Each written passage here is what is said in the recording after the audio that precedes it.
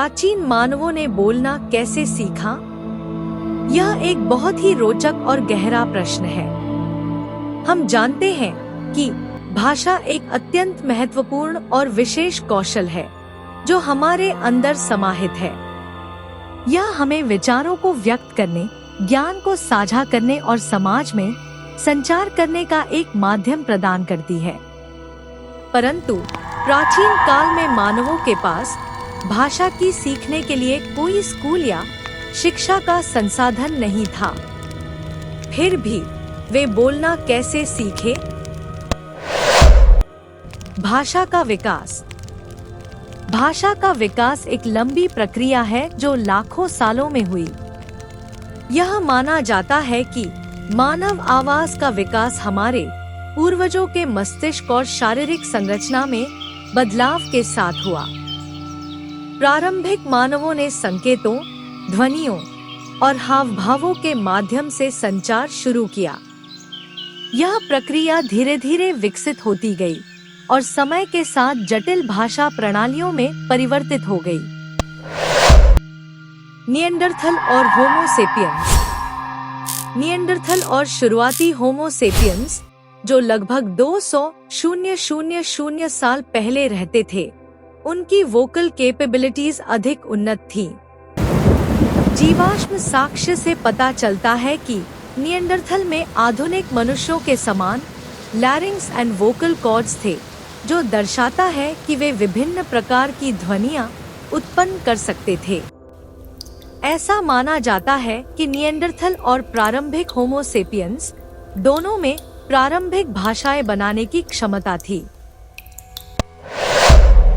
शारीरिक हावभाव। प्रारंभिक मानव अपने शरीर के अंगों का उपयोग करके संकेत देते थे, जैसे कि हाथ उठाकर ध्यान आकर्षित करना या चेहरे के भाव से खुशी या दुख व्यक्त करना। आवाजें और ध्वनियाँ। जानवरों की तरह शुरुआती मानव भी आवाजों और ध्वनियों का उपयोग करते थे। ये ध्वनियाँ चेतावनी देने, खतरे का संकेत देने या भोजन की जानकारी साझा करने के लिए होती थी। मस्तिष्क का विकास। मानव मस्तिष्क का विकास भाषा के विकास में महत्वपूर्ण भूमिका निभाता है। मस्तिष्क का फ्रंटल लोब, जो विचारों और भाषण के लिए जिम्मेदार है, धीरे धीरे विकसित हुआ। इस विकास ने हमें जटिल ध्वनियाँ बनाने और समझने की क्षमता दी। आवश्यकता और वातावरण। सामाजिक वातावरण और संचार की आवश्यकता ने भी भाषा के विकास में महत्वपूर्ण भूमिका निभाई। जब मानव समूहों में रहने लगे तो उन्हें एक दूसरे से जानकारी साझा करने की आवश्यकता पड़ी।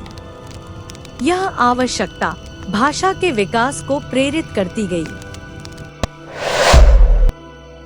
सांस्कृतिक विकास।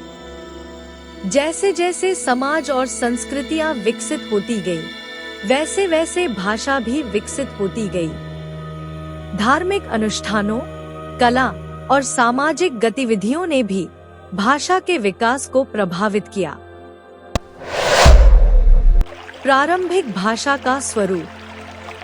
प्रारंभिक भाषाएं सरल होती थी और उनमें शब्दावली सीमित होती थी।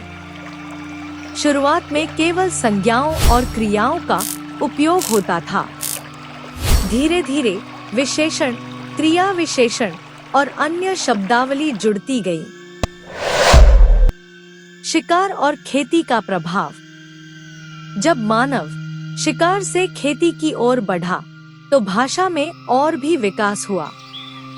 खेती के लिए नए शब्दों और संचार के तरीकों की आवश्यकता थी। इसने भाषा को और भी समृद्ध और जटिल बनाया। प्राचीन मानवों ने भाषा को एक लंबी और जटिल प्रक्रिया के माध्यम से विकसित किया। मस्तिष्क के विकास, सामाजिक आवश्यकताओं और सांस्कृतिक गतिविधियों ने भाषा के विकास में महत्वपूर्ण भूमिका निभाई। आज हम जिस भाषा का उपयोग करते हैं, वह हमारे पूर्वजों की वर्षों की मेहनत और विकास का परिणाम है।